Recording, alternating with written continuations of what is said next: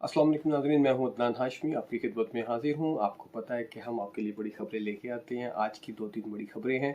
सबसे पहले हम आपको पीटीआई के हवाले से आपको खबर देंगे। बिल्कुल आप जो सुनना चाहते हैं, जो देखना चाहते हैं और जो आपने हमारे थंबनेल को पढ़ के आए हैं, ओपन किया वीडियो, तो उसको आप सुनना चाहेंगे। लेकिन उससे पहले हम आपको एक खबर दे दें गवर्नमेंट के हवाले से।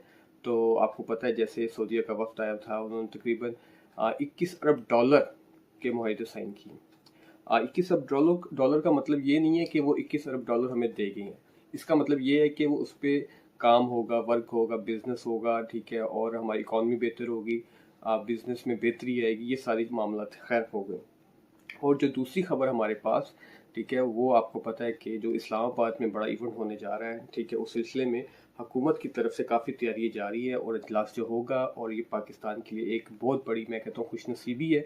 और पाकिस्तान है फुल तैयारी कर रहा है और एक अच्छे, मतलब जिसको कहते हैं, अच्छा मैसेज आएगा दुनिया के पास कि पाकिस्तान एक एक अच्छा मुल्क है। खैर एनीवे, उसकी तैयारी मुकम्मल हो चुकी है और उसके सिलसिले में कल पाकिस्तान के प्राइम मिनिस्टर मियां शहबाज शरीफ साहब ने खुद विज़िट किया, पूरी तैयारी देखी, जहाँ जहाँ लाइटिंग हुई, जहाँ जहाँ मामला है, वो खुद जाके प्रैक्टिकली जाके विज़िट किया, तैयारी में देखी, तैयारी को बड़े अच्छे अंदाज में देख के उन्होंने तारीफ़ की कि अच्छी तैयारी है, गुड, वेरी गुड, बल्कि शाबाश भी दी। खैर ये तो एक वो गवर्नमेंट के हवाले से, और वो एक बड़ा इवेंट है, ठीक है, पाकिस्तान के लिए। उससे पाकिस्तान में बहुत बेहतरी आएगी और पाकिस्तान का कॉन्फिडेंस लेवल भी अप जाएगा, इकॉनमी बेहतर होगी, लोग मुख्तलिफ ममालिक में एक गुड मैसेज जाएगा। लेकिन उसके साथ साथ आपको एक बुरी खबर भी दें हम आपको, जो कि बड़ी एक दर्दनाक खबर है। और आपको आपने तकरीबन जो भी देखे पीछे मामला हो रहे हैं पीटीए के हवाले से, जितने प्रोटेस्ट जितने भी हो रहे हैं, इसके हवाले से अभी फ़िलहाल जो पीटीआई का एक इजलास हुआ, हंगामी इजलास, पीटीआई ने जो हंगामी इजलास जो तलब किया उसमें कुछ फैसले हुए, लेकिन वो हंगामी इजलास तो था मगर उसमें काम भी हंगामी हुए, ठीक है, और हंगामी मामलात के लिए वो सारा कुछ हुआ गया। वो इजलास में फैसला ये हुआ कि अभी जितने भी प्रोटेस्ट, जितने भी एहतजाज हो रहे हैं, उसको फ़िलहाल रोक दिया जाए, ठीक है, आर्जी तौर पे। ये मतलब ख़त्म नहीं कर रहे, आर्जी तौर पे सिर्फ रोक दिया जाए। अच्छा, वो जो रोकने का मकसद क्या है, उनका रोकने का मकसद ये है कि उसका सारा का सारा फोकस हमने इस्लामाबाद में, जो कि कॉल दी हुई है पीटीआई ने, ठीक है, 15 तारीख की, उस पे करने का इरादा है।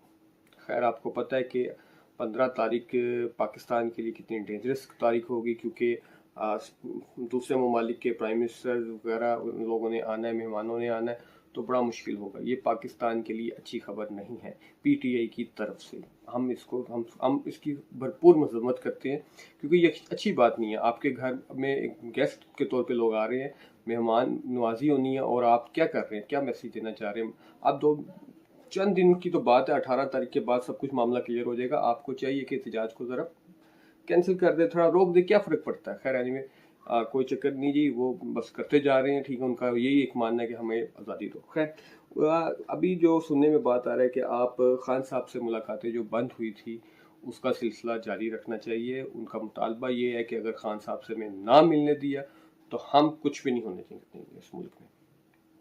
अब आप देख लें जी, मतलब खान साहब से मुलाकात की अहमियत कितनी है।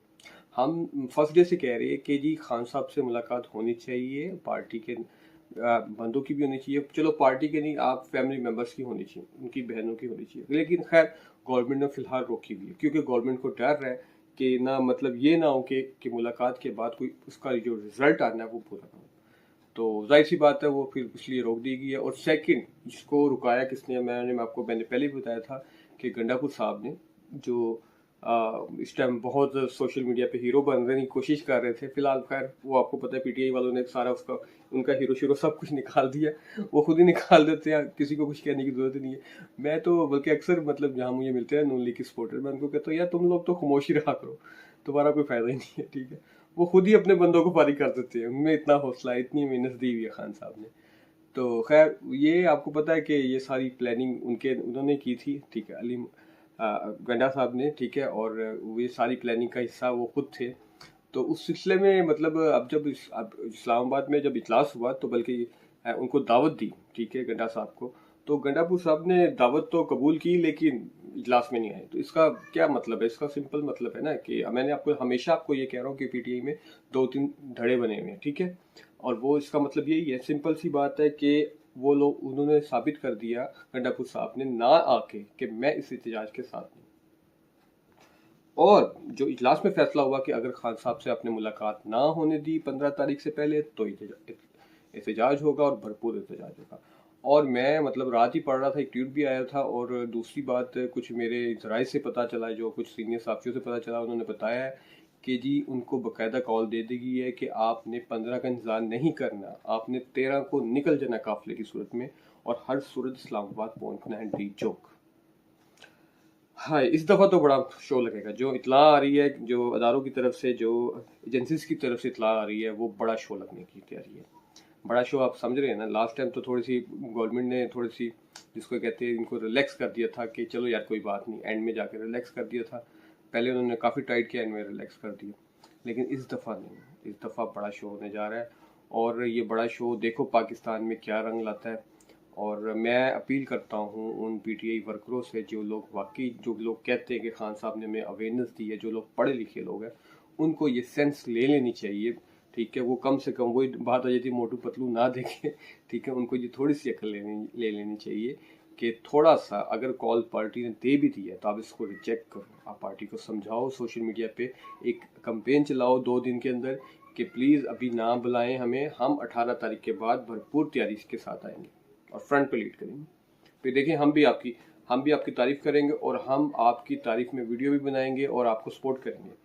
हम आपको वैसे भी अपने चैनल पे लाइव दिखाते हैं, आपको पता है, आपका हर एहतजाज हमने कल भी दिखाया, जो कि आपको पता है कि मुल्तान और साहिवाल में एहतजाज हुआ था, भरपूर एहतजाज हुआ, हमने दिखाया और हमने उसकी तारीफ भी की।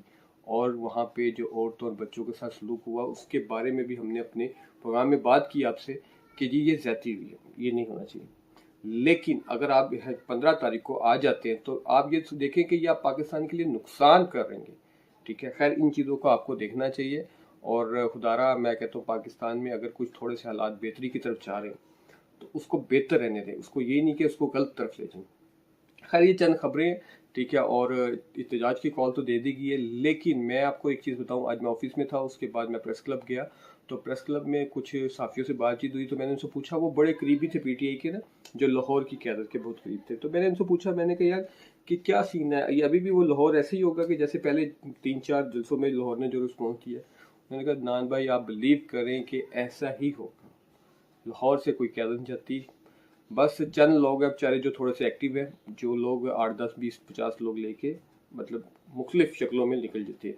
मतलब मेरे साथ 4 लोग हो गए, 10 लोग हो गए, उसके साथ 4 लोग, 10 लोग, 20 लोग, इस तरह करके कोई 50-100 के करीब बंदा लेके निकल जाता है, इससे ज़्यादा बंदा नहीं जाता। खैर ये तो हालत थी, ये तो सारी सिचुएशन लाहौर की है। जैसे मैंने आपको बताया, हमेशा बताया, लाहौर में इस टाइम पार्टी को स्टैंड करने वाला कोई नहीं है। और जो मलिक अहमद साहब हैं, और वो भी एक जगह पे स्टैंड नहीं कर रहे, वो भी धड़ों में तकसीम है, क्योंकि लाहौर में कोई ख़ास जिसको कहते हैं इंटरेस्ट नहीं लिया जा रहा। हाँ, ये नहीं हम कह सकते कि लाहौर में पीटीआई वर्कर नहीं है, लाहौर में पीटीआई को पसंद करने वाले नहीं है, या खान साहब को पसंद करने वाले नहीं है, ऐसी बात नहीं है, बहुत है, लेकिन फ्रंट पे नहीं आ रहे, लोग डर गए हैं बेसिक।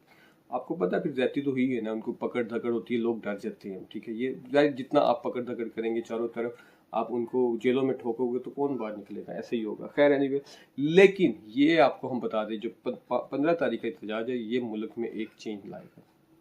वो किसके राइट पे होगा, किसके हक पे होगा, ये अल्लाह जानता है, लेकिन चेंज आएगा। और उस चेंज से रिजल्ट जो उनसे हमें जो अभी जो इतलाएं आ रही हैं, बहुत खौफनाक आ रही है। मैंने जैसे आपको कहा, हंगामा तरीन दिन होगा, और इससे बहुत, जिसको पाकिस्तान को नुकसान होने वाला है। ठीक है, ये अभी की इतला है, लेकिन बड़ी कोशिश करेंगे हुकूमती अदारे जो उनसे है और एजेंसीज हैं, वो बड़ी कोशिश करेंगे कि किसी तरह इस पे काबू पा लिया जाए, ताकि आने वाली कोई प्रॉब्लम्स को, मतलब प्रॉब्लम ना बन सके आने वाले दिनों में। ठीक है, ये बड़ी कोशिश करेंगे। खैर आपको पता है, हमेशा जिसकी भी हुकूमत हो ना, हुकूमती जो अदारे होते हैं ना, वो हमेशा सपोर्ट करते हैं, वो कोशिश करते हैं कि मुल्क के लिए बेहतरी है। तो अभी भी मुल्क के लिए बेहतरी के लाने के लिए कोशिश कर रहे हैं, और ये करते रहेंगे। बाकी आप देखते हैं फिर क्या होता है जी। मतलब जो अभी, मतलब जो उन्होंने कॉल दी है कि 13 तारीख से निकल जाए, तो मुझे तो ये लग रहा है, हमारे जो जराये बता रहे हैं, अगर 13 तारीख की कॉल का उन्होंने कह दी है, तो इसका मतलब वेरी सिंपल कि हैं रास्ते बंद होना शुरू हो जाएंगे, अवाम प्रॉब्लम में, अब अवाम की मुश्किलात में और मज़ीद इजाफा हो जाएगा। और वो मज़ीद इजाफा बढ़ता जाएगा। आपको पता है फिर नेट बंद, सिम बंद, मैं इस्लामाबाद गया था, बड़ा प्रॉब्लम मेरा इन चीज़ों में। तो ये सारे, और फिर रोज़गार ख़राब लोगों का, और फिर जो टैक्सी वाले हैं वो फिर आपको उनके मुंह खुल जाते हैं, ठीक है, 6 गुना ज़्यादा पैसे मांगते हैं, और बसों वाले, इस तरह फिर लोगों के नुकसान होते हैं। खैर कारोबार बंद हो जाता है, बड़ा नुकसान होता है। तो ये थोड़ा सा देख लेना चाहिए, इन लोगों को थोड़ी अकल के नाखून ले लेना चाहिए। मैं तो कहता हूँ बस छोड़ दें यार, आप मोटू पतलू देखना, ठीक है। आप इस जिंदगी में आए, देखिए पाकिस्तान को तरक्की करने दें। खान साहब का मुकदमा अब अदालतों में लड़े, ठीक है। आपको याद होगा कि जब मियां नवाज शरीफ गिरफ्तार थे, मियां नवाज शरीफ ने भी अपना फैसला अदालतों पे लड़े थे अदालतों के तहत, और उन्होंने कहा था मैं अपने अल्लाह पे छोड़ता हूँ। तो आप भी अल्लाह पे छोड़ दें जी, कोई मसला नहीं, बस करते हैं। आप मुल्क में इतना तूफान ना लेके आए, इतना इंतशार ना लेके आए, एक तरफ चल रहा तो चल रहे। तो ये एक बहुत बड़ी धमकी लगा दी है जी पीटीआई में। इजलास में ये फैसला हुआ है, उन्होंने कहा जी हम ये बहुत बड़ी धमकी लगा, मतलब बहुत बड़ा फैसला उनका कि ये धमकी उन्होंने लगाई है। जाहिर सी बात है, अगर आपने खान साहब से हमें ना मिलने दिया तो हम 15 तारीख को भरपूर एहतजाज करेंगे और उसका नुकसान होगा, और हो सकता है हम उसको एहतजाज को धरने में तकसीम करते हैं। ये भी इतला आ रही है कि वो धरने में भी तकसीम हो सकता है, मतलब कि पूरी तैयारी कर रहे हैं।